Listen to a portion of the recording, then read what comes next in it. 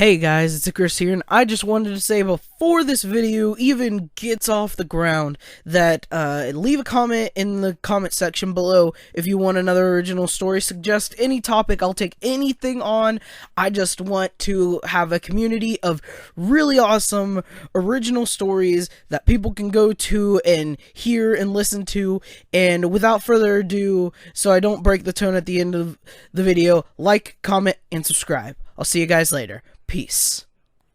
Space. As I look out from the window in the shuttle, my eyes adjust, and I see galaxies. Or wait, what did my teacher call them? Oh yeah, they're called nebulas. There's so many of them. They're beautiful. As I sit in my seat, I start to feel a little nervous, a little cramped up. I can't move my legs. I wish I could stretch out just a little bit, but I can't. I look over at my dad. He's asleep. I want to nudge him awake, but I don't. That is, until I hear something. Ding!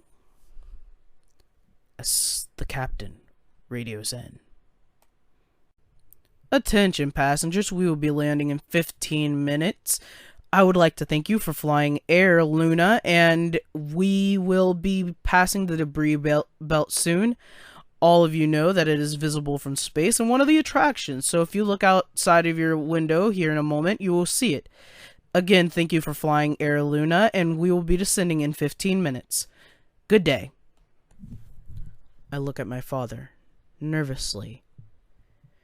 I heard that the lunar belts were big, or big enough to see from space anyways. He still needed a telescope, but I heard it anyways. And boy, were they right. They were huge. I can't quite explain it. It looked like the view before, but with all of these different satellites. Things that must have costed millions of dollars to make, just sitting there, sort of breaking down.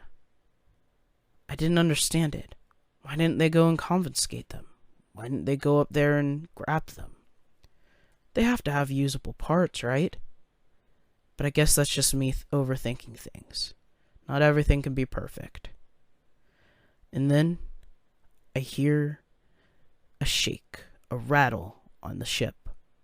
It rattles and rattles and rattles. I'm not sure what was going on. And then it stops suddenly. And I see it. We're starting to land. I can see the surface of the moon running by me like I'm on a jet strip, like I'm on a plane, and there's nothing there. Like, how do I explain it? I'm sorry, I was awestruck at the moment, but the best way I can explain it is, have you ever seen an airstrip with all the lights? Yeah, now think about that, but without all of the pavement. Little more bumpy, and that's what I was starting to feel. We start our way into the front of the cabin, per the captain's orders, of course. And then we walk out. We start to walk as the area was filled with oxygen, but I could still see moon rocks. I picked one up. I didn't want to leave it there. It would have been a waste. But one of the guards stopped me and said I had to put it back. Moon rocks were expensive. Who knew? I kept a pebble, though. Don't tell anybody about that. We walk into the resort, seeing the beauty of it. Finally, we could be somewhere where I could stretch out. Me and my sister, and my father, too. There were pools, and lakes, and areas that were amazing to look at. I walked up to the shore of one of the lakes, and I could see Earth. It was so pristine, beautiful, a blue marble. I didn't think that it would be visible, or at least, I didn't think it would be that big. But it was. My father walks up to me. Like the view? Yeah, it's amazing. Earth's so big. Well, that should be expected, because the dome magnifies the size of the Earth. It's sort of like a magnifying lens. Oh, cool. Yeah, it's so we can... As he grabs and fumbles through his book on this place. Ah, here it is. It's because it helps the sunlight for all of the biological life here. So, think this place is cool yet? I look at my dad and say nothing. I walk away. I've been on that ship and I've been near him a little too long. I walk off, trying to see if there was any vendors or places that I could get something to eat, something to drink. I had my own money after all. Why not spend my monthly saved allowance on something to eat? Some moon food, if you say. I stand there, now with my father and Dot, my sis. She was starting to cry, didn't know where we were, and was confused. I shushed her quickly. A lady walks up in front of the counter. Can I help you? Yes, I would like a hot dog. Alright, that will be $21.07. 21? My father looks. Yes. Oh, here we go. We didn't exchange all of our money. Not at the service area. I guess they use credits instead of dollars. But she must have worked in fast food for a long time, because she said dollars, and we were freaked out. But I guess it doesn't matter. I get my hot dog, and we start walking to a train station. Lights flickering. I can hear some switches going off in the background as the train approaches. It whooshes by us. As it stays, it beeps, and the doors open. I stand there, amazed. This train's big. Bigger than I've ever seen any train on Earth. But I walk in with my family, and I sit there on the train. It says here that we're going to be in the forest area. Really? Yup. The train whooshes off. Whoosh. And we see nothing for a while. I sit there, not sure what I'm doing, playing with my thumbs mostly, as I grab out my phone. I get ready to load up a game when I look up and see space again. I'm kinda sick of it, but, you know, it's still pretty, I suppose. I start playing a game on my phone. It's like whack-a-mole, but you have to connect dots too. It's weird, but fun, nonetheless. And then, I hear the train burst out in noise. Honk! Honk! I'm not sure if that was to signal us or to signal the people in the other area, but it scared the shit out of me. I look at the sides and there's nothing there. It's not like we're doing anything illegal, are we? I look to my dad. My dad brushes it off. Attention passengers. We will be making it to your final rest spot in 2 minutes. Please strap in, and thank you for riding the transit. A woman in a robotic voice said. I sit back down, not startled anymore, and get back to my game. I sit there for another minute or so, and then I hear the horn one more time. Honk! I look out, and I see a forest. Pine trees as far as the eye can see. Of course, you can see the dome as well, but I didn't pay attention to that. They had real pine trees. I didn't think that it was possible. I mean, did they grow it in earth rock, or moon rock, or soil? Is there such thing as a moon soil? I start to walk out. I look at it, and I feel one of the pine trees. They're real. They're completely real. And it just amazed me. Dot runs over, asking if she can have a piece of my hot dog. I give her what's left. I mean, it's not like I was going to eat it.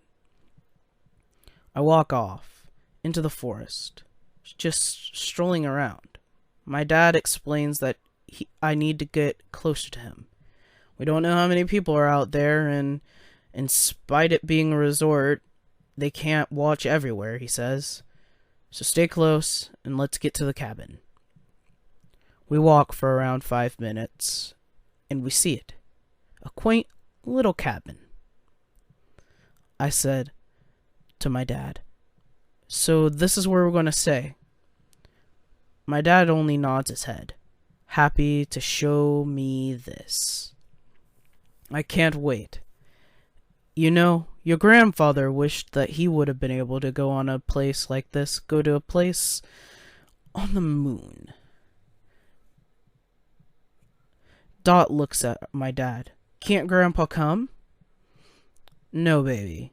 Grandpa can't come. He's too sick. That reminded me of something I didn't really want to think about. My grandfather, you see. He's been sick, and we're not really sure what it is. But I didn't know what else to do. I didn't want to leave Earth for a minute, but my dad insisted. And now he's cramped in a hospital bed in a hospital with a whole bunch of people on Earth. And I'm all the way up here. We walk into the cabin, setting our luggage down and just taking a breather. My dad asks, "Do you want to go to the pools? Or how about go into the backyard and play some catch? Some baseball? Something like that?" Come on, you have to be up for something.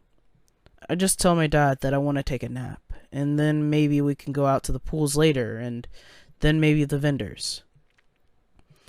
Dot, of course, agrees with me, like she always does, following my every move. Guess who's not getting any sleep for a couple of minutes?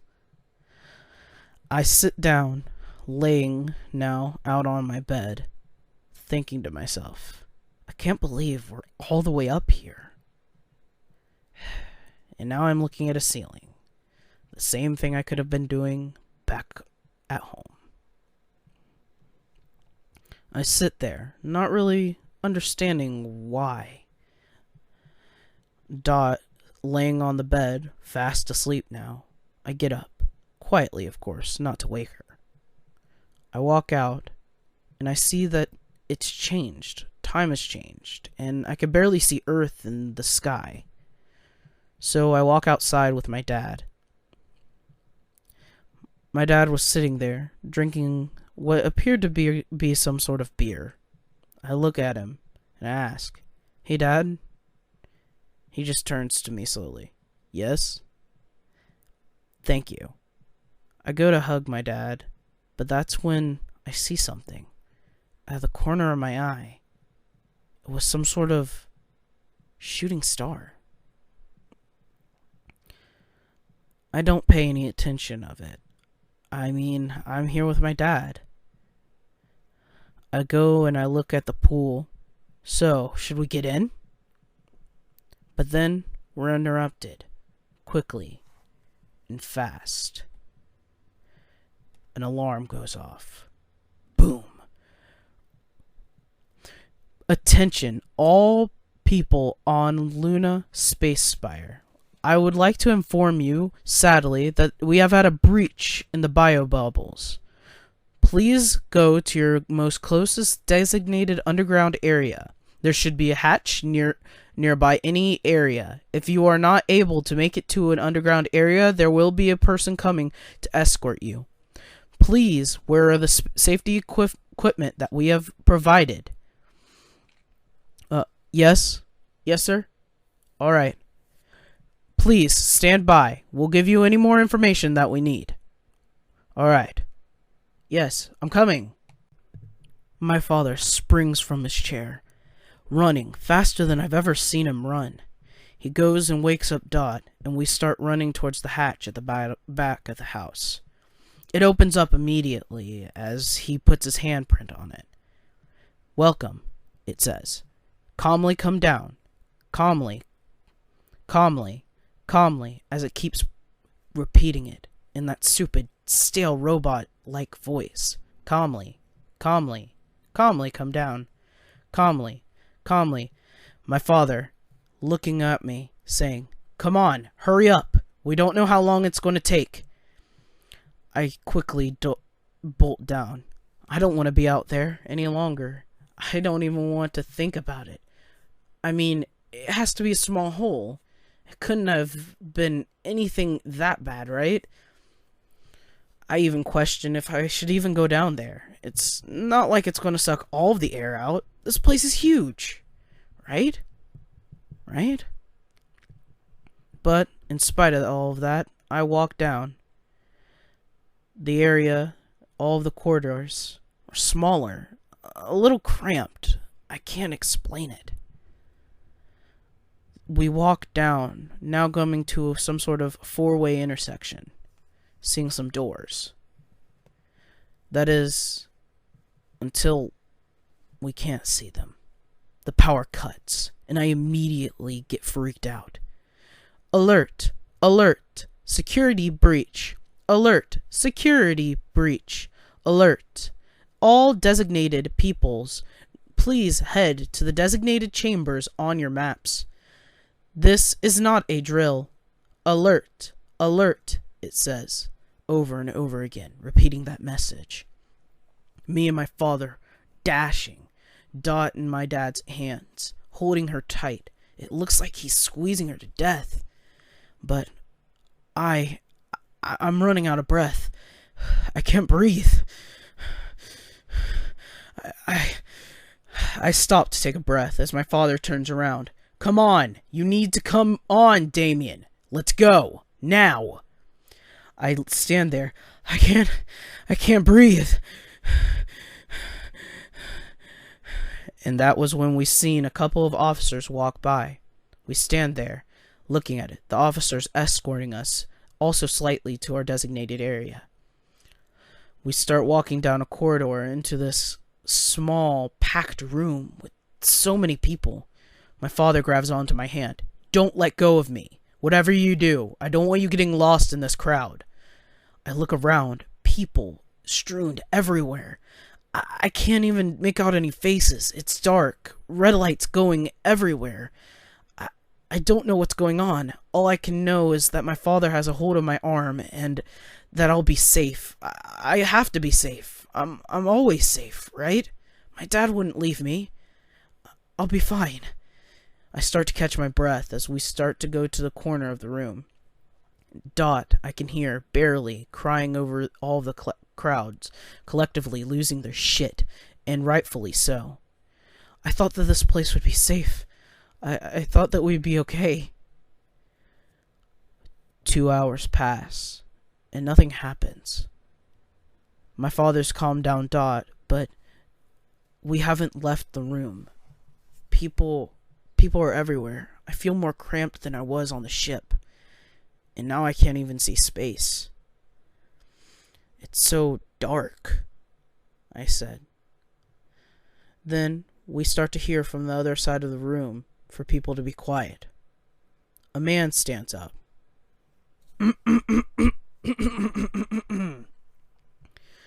I believe that this is bullshit, he says, yelling across the room. A guard looks at him. Yeah, I'm talking to you. This is stupid. We spent so much money to come here, and we can't even do anything? The guard starts to speak swiftly. We are trying our best to patch the hole and let in more oxygen. You'll be up at the earliest convenience to you. We would like all of your safety, the guard says. You know what? Screw that. You know what? I'm going to leave. I'm done. Move. He starts walking as people divide. I don't know how to explain it. He looked mad. Pissed, actually. We look at him, and my father says, "Stay away from that man. I can tell. He's one of the kinds of men that cause problems." I just sit there in the corner. Hopefully, nothing happens, right? And he said that they're fixing it. And that's when I hear one of the guards walking over. He isn't talking to us or even any of the people, but I can overhear his radio, slightly. "Sector 4, please come in. Sector 4. Sector 4, I'm here. What seems to be the problem?" "This meteor, it's not a meteor. It looks different." "What do you mean, Sector 4? Is it some sort of radio satellite?" "Over." I don't know. I can't quite tell. I'm not sure. Give me a minute." I was wondering, could this be a problem? Is there some sort of terrorist? Are there people coming to get us? I shiver at the idea. I can't believe it. It couldn't be. Nobody's on here that would want to hurt us. I mean, they have extensive airplane searches for people like that. They couldn't have gotten on here. It would cost too much money, and what's the point of killing a whole bunch of people like us? We didn't do anything wrong. But people start to funnel out. Calmly, but surely. That is, until the power goes out. It's pitch black, and all I can feel is my father's arm on my shoulder. "Stay close," he says. We stand there, backs against the wall, scared of what could happen. The guards yell out, "All right, we want you all to go to Sector 15. You can follow one of us," as he cracks a glow stick. "Follow me and the rest of my troops. We will be able to escort you to a safe location." My parent looks at me. Or at least I can feel him looking at me. Or is it other people? I'm scared. I don't know what to do. I start freaking out. My father's grip on my shoulder gets harder and harder and harder. It's like my dad's squeezing me. It hurts. It starts hurting bad. I feel so trapped. It's dark. I'm scared. And that's when my father pulls me from the arm. It was on my other shoulder. Somebody was trying to grab me. I nearly break into tears right there as people start to funnel out. I can hear their footsteps. The glow sticks are gone, but they start to be passed out by everybody who starts to leave. Alright, once we get to Sector 15, we should be able to secure all of the area and start calling for an evacuation. Shuttles are already on the way, and they should be here in about 15 minutes, give or take. I look at him. "How long have you known about this?" I ask one of the guards, but they don't reply. I look at my father, or at least what little bit of my father and Dot that I can see. "How long do you think they knew about this? How long do you think it's been going on?" I start listening. Maybe I can hear the radio, but nothing. It's silent. We walk to this Sector 15 area. The area seems to be secure, clean, a little too clean. I stand there, not sure of what to do next. The power starts to flicker on, or at least the power seems to be on in this area. Maybe it is going to be safe. Maybe it will be okay.